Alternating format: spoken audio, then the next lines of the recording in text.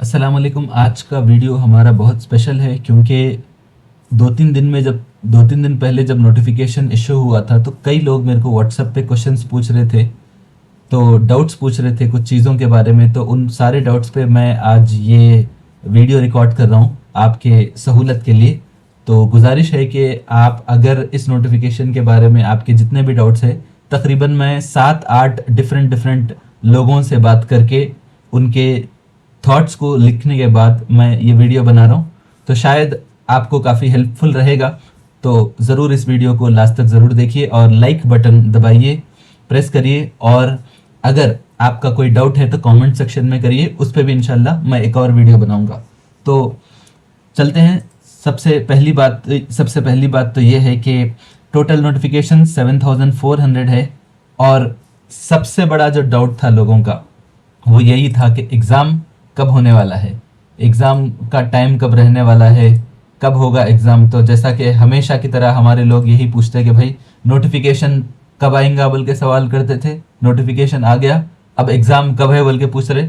ठीक है भाई, लेकिन आपको अपने लॉन्ग टर्म प्रिपरेशन पे ध्यान देना है।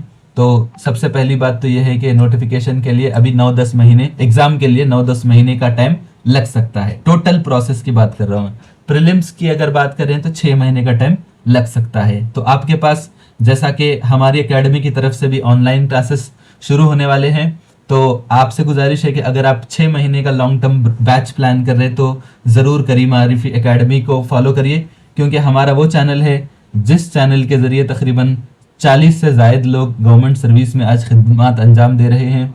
ये हमारे ही यूट्यूब चैनल को फॉलो करने का असर है कि आज लोग अल्हम्दुलिल्लाह गवर्नमेंट सर्विस में अपने खिदमत बड़े फ़ख्र के साथ अंजाम दे रहे हैं। तो प्रीलिम्स के एग्ज़ाम्स के लिए 6 महीने का टाइम है, फिर उसके बाद जो भी फर्दर एग्ज़ाम्स के लिए टोटल 9 से 10 महीने का टाइम लग सकता है। और एक बात यह है कि अभी ये महीना अगस्त का चल रहा, अगस्त की 3 तारीख है।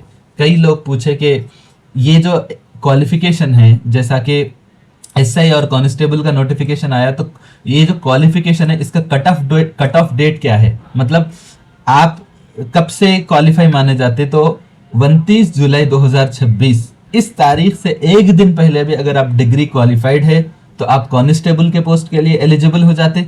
इस तारीख से एक दिन पहले भी अगर आप इंटर क्वालिफाई हो गए तो आप एसआई पोस्ट के लिए एलिजिबल हो जाते। तो ये बात आप याद रखिए। और एक सबसे पहली बात तो ये है कि जो आपका एग्ज़ाम है एसआई और कांस्टेबल का, उन पोस्ट में फिजिकल आपको टेस्ट देना पड़ेगा, आपको रनिंग का टेस्ट देना पड़ेगा।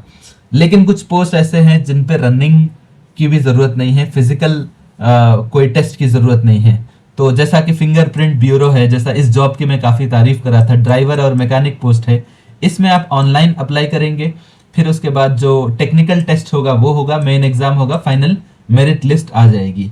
तो ये पोस्ट के लिए कोई प्रिलिमिनरी एग्ज़ाम नहीं है, ठीक है। ये जो भी आपका टेक्निकल एस्पेक्ट है, जो इंजीनियरिंग बैकग्राउंड से है, उनके लिए है ये।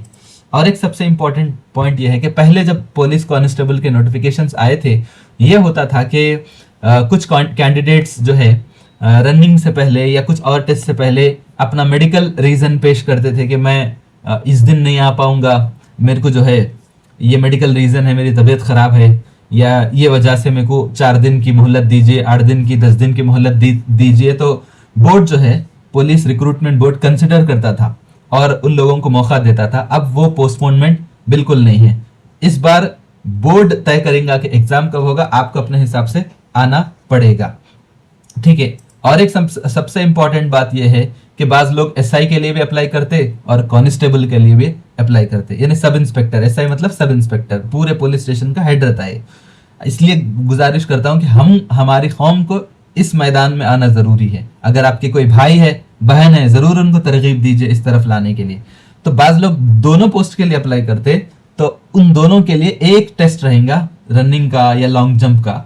तो अगर आप एक में क्वालिफाई हुए, मतलब आप एक बार टेस्ट दिए, तो अगर आप एक में क्वालिफाई हुए तो एसआई के लिए भी फिजिकल टेस्ट के लिए क्वालिफाई हो जाते और कांस्टेबल के पोस्ट के लिए भी क्वालिफाई हो जाते। अगर आप एक में फेल होंगे, दोनों में भी फेल हो जाएंगे।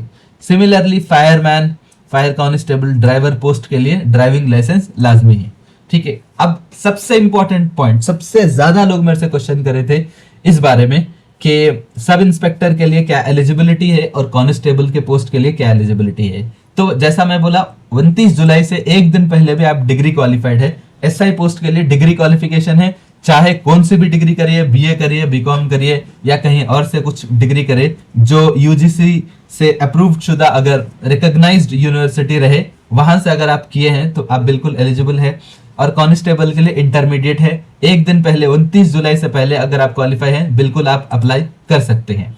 और एक सबसे इंपॉर्टेंट बात यह है कि जो भी नोटिफिकेशन देखे वो लोग ये बात गौर करे होंगे कि इसके अंदर Hyderabad city police, civil police का कोई ओहदा नहीं है, सेम आर्म्ड रिजर्व का कोई ओहदा नहीं है। हैदराबाद सिटी पुलिस का है ना, आर्म्ड रिजर्व का है ना, साइबराबाद है ना, राचकोंडा है। और फ्यूचर सिटी बोल के एक और कमिश्नरेट है, तो वहां का भी कोई पोस्ट नहीं है।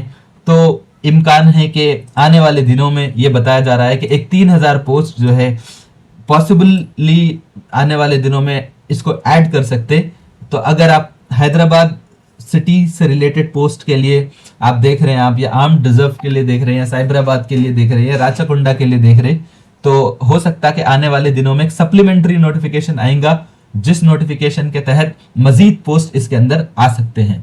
और एक सबसे इंपॉर्टेंट बात यह है कि टोटल इसका टाइम ड्यूरेशन 9 से 10 महीने का है।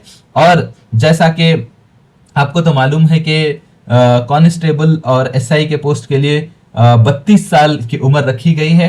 अगर आप इसके अंदर जो है बीसीई कैटेगरी से आते हैं तो कुछ रिलैक्सेशन भी आपको मिल सकता है। तो उस पर मैं और एक डिटेल वीडियो बनाऊंगा, क्योंकि लोग मेरे को ज्यादा डाउट उस पर नहीं पूछे तो मैं नहीं बनाया।